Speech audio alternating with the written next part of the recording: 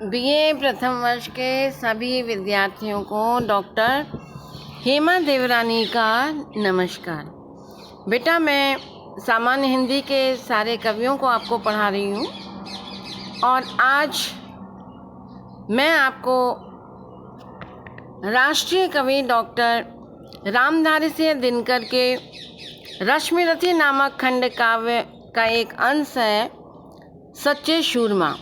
इस अंश को आपके सामने पढ़ाऊंगी क्योंकि इस अंश का जो नायक है वो कर्ण है, जो सुत पुत्र कहलाने जाने के कारण पांडवों की उपेक्षा को सहन करता है, किंतु वह सच्चा वीर है और अपने पौरुष के बल पर अपना स्थान बनाता है।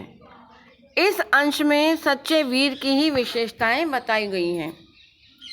इस अंश में सच्चा शूर कौन होता है उसके विषय में प्रकाश डाला गया है।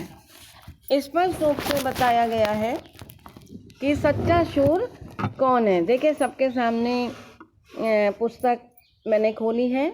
सच है विपत्ति जब आती है कायर को ही जलाती है, शूरवा नहीं विचलित होते, क्षण एक नहीं धीरज खोते, विघ्नों को गले लगाते हैं, कांटों में राह बनाते हैं, मुख से न कभी उफ कहते हैं, संकट का चरण न कहते हैं, जो आ पड़ता सब सहते हैं, उद्योग निरत रहते हैं, शूलों का मूल नसाने को, बड़ खुद विपत्ति पर छाने को।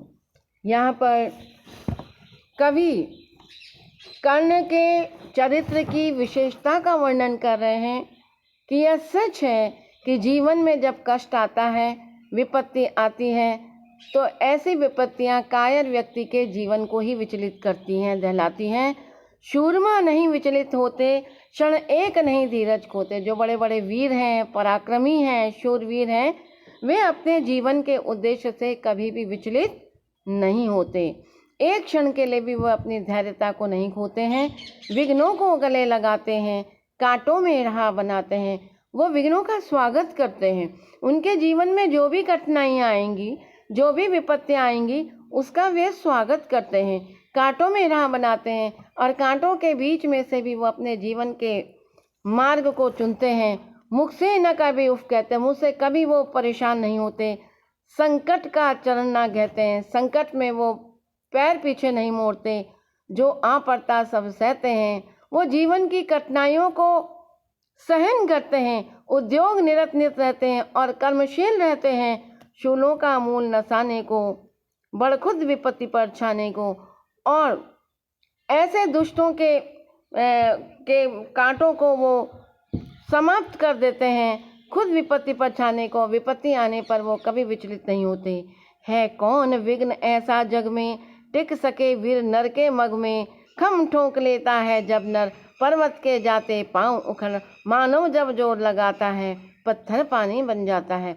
ऐसा पराक्रमी व्यक्ति, ऐसा शूरवीर व्यक्ति इस संसार में कौन है जो टिक सकता है, खम ठोक लेता है जब मनुष्य अपनी बात पर जब अडिग रहता है तो बड़े बड़े पर्वत भी धराशायी हो जाते हैं, और जब मनुष्य रूप में वह जोर लगाता है तो पत्थर में भी पानी उत्पन्न करने की उसमें शक्ति रहती है।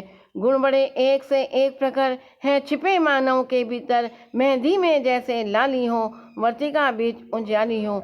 गुण बड़े एक से एक प्रकार, बड़े बड़े गुण मानव के अंतःकरण में विराजमान हैं। उसी प्रकार से जिस प्रकार से मेहंदी में रचने के गुण रहते हैं, वर्तिका बीच उजियाली में, और जिस प्रकार से दीपिका की वर्तिका में उजाला का प्रकाश विराजमान रहता है, वती जो नहीं जलाता है रोशनी नहीं हो पाता है। जो व्यक्ति वर्तिका को प्रज्वलित नहीं कर सकता वह जीवन में रोशनी कहाँ से लाएगा। पीसा जाता जब इक्षुधन, झरती रस की धारा अखंड, मेहंदी जब सहती है प्रहार, बनती ललनाओं का श्रृंगार। तो बहुत ही सुंदर उदाहरण के द्वारा दिनकर अपनी बात को कह रहे हैं पीसा जाता जब इक्षुधन, यानी गन्ने को जब पीसा जाता है तो झरती रस की धारा अखंड, ऐसा मीठा रस उसमें उत्पन्न होता है।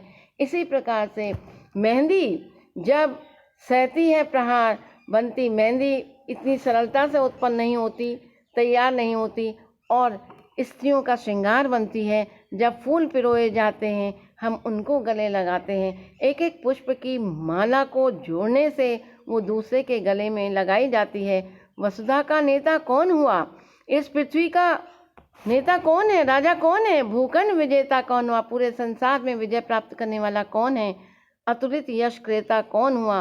और अपने यश को देने वाला कौन है? नवधन प्रणेता कौन हुआ? और अपने धन को स्थापित करने वाला कौन है?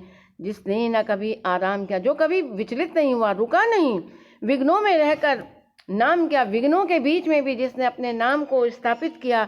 जब विघ्न सामने आते हैं, सोते से हम जगाते हैं, मन को मरोड़ते हैं पल पर, तन को झंझोड़ते हैं पल पर। जब विघ्न सामने आते हैं, जब व्यक्ति के जीवन में कठिनाइयाँ आती हैं, दुख आते हैं, संकट आते हैं, तो उस समय सोते से हमें जगाते हैं। हम उस समय भी जगे रहते हैं, मन को मरोड़ते हैं पल पल, हर क्षण हर पल अपने मन को समझाते हैं, तन को झंझोड़ते हैं पल पल, और अडिग पूर्वक मार्ग में बढ़ने के लिए तैयार रहते हैं। सतपथ की ओर लगा कर ही जाते हैं हम, जगा कर ही हम स्वयं चेतित होकर के सन्मार्ग की ओर जाते हैं। वाटिका वन एक नहीं, आराम और रण एक नहीं।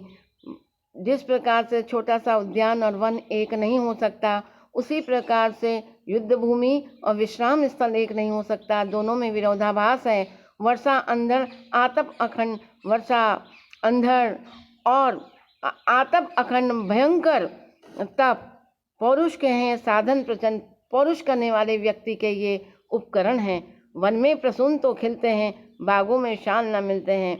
वन में फूल तो खिलाए जा सकते हैं, लेकिन उद्यानों में शाल नहीं मिलेंगे। कंकरियाँ जिनकी सेज सुगर, छाया देता केवल अंबर।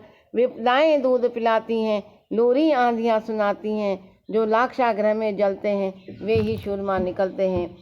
तो साफ साफ कह दिया कि जो छाया देखकर, आकाश को देख कर के विपदाएं दूध पिलाती हैं, जिसका जीवन संकट में व्यतीत हुआ है, लोरियाँ ही जिनकी, लोरियाँ रूपी आंधी के द्वारा जिनका विकास हुआ है, जो लाक्षागृह में जलते हैं, लाक्षागृह में जो जलते हैं, वे ही शूरमा निकलते हैं।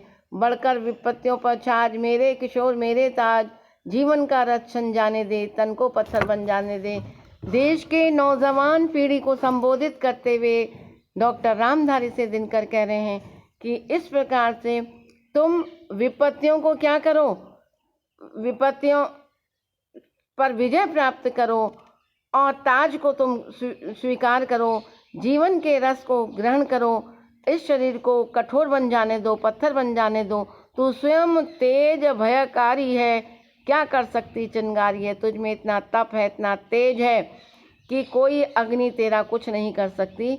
ये रश्मिरथी दिनकर का बहुत प्रसिद्ध काव्य है। इसके तीसरे सर्ग, खंड काव्य है, इसके तीसरे सर्ग से ये पंक्तियाँ ली गई हैं कि सच है विपत्ति जब आती है, कायर को ही दहलाती है। शूरमा नहीं विचलित होते, क्षण एक नहीं धीरज खोते।